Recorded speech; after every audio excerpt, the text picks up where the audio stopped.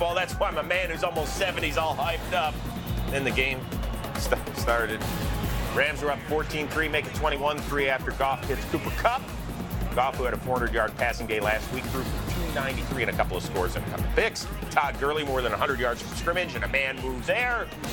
Rams would go on to win this one 28-12. They hold Seattle without an offensive touchdown in this one. Sean McVay's squad just one game out in the NFC playoffs. Jace.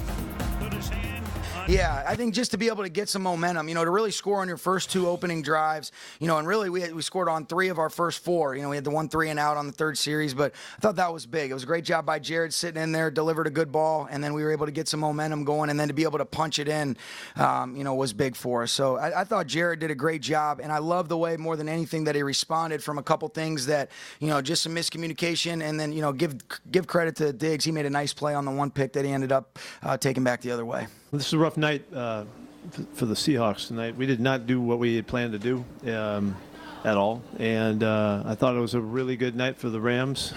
They did a lot of stuff that they wanted to do. They were able to control the ball and move it like they wanted to and stay pretty secure with it for the most part as well. And they did a nice job on us early in the game. Without question, early in the game, they were controlling the tempo, and it took us a bit to get.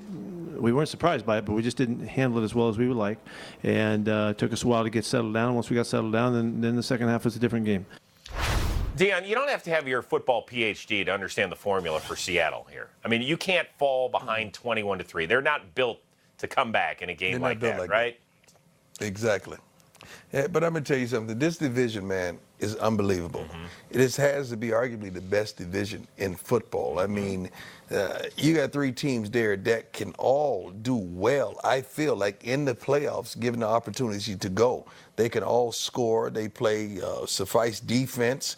They all have quarterbacks that are really upper-level quarterbacks, and they have cornerbacks that can flat-out play this game. These teams, man, and this division is remarkable. I cannot wait to see how this plays out. Yeah, it's going to be fun. The remainder of the season. Yeah, for Seattle, so they got a road game at Carolina next week, then home games against Arizona and San Francisco to finish in Week 17. Who knows what's going to be on the line for that one. Right. It's going to be great. Speaking of the Carolina Panthers, they played their first game without Ron Rivera at the helm in almost a decade. Terry Fuel getting the call on an interim basis, trying to get a W in Atlanta, and didn't work out. Kyle Allen, it's been ugly for that guy. Panthers had 4 turnovers. He was sacked 5 times on the day. As for Dan Quinn, he might stick around. Who knows?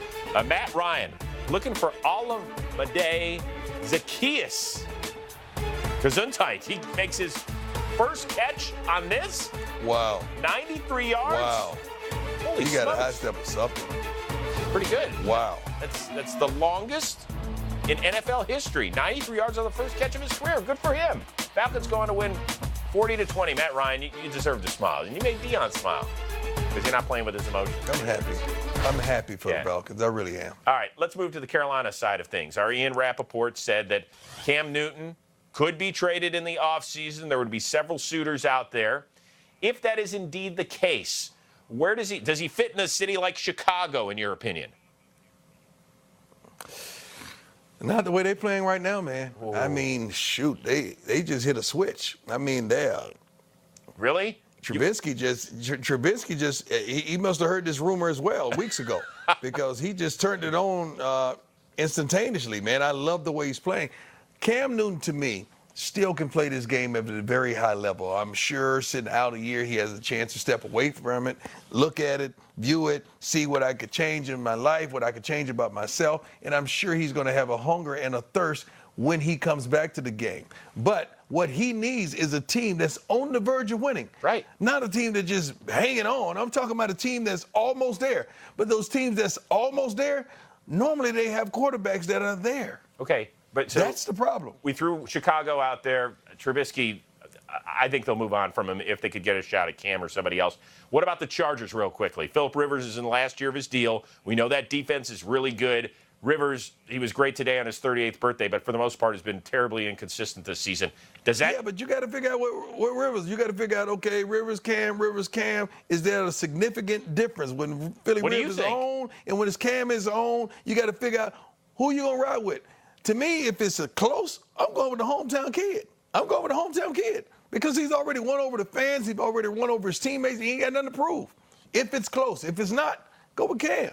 Okay. Give me a percentage that Cam Newton is on the Panthers in 2020. What percent? Zero? Zero. Or are you hiding from me again? Was that a zero? That one peekaboo. That was zero.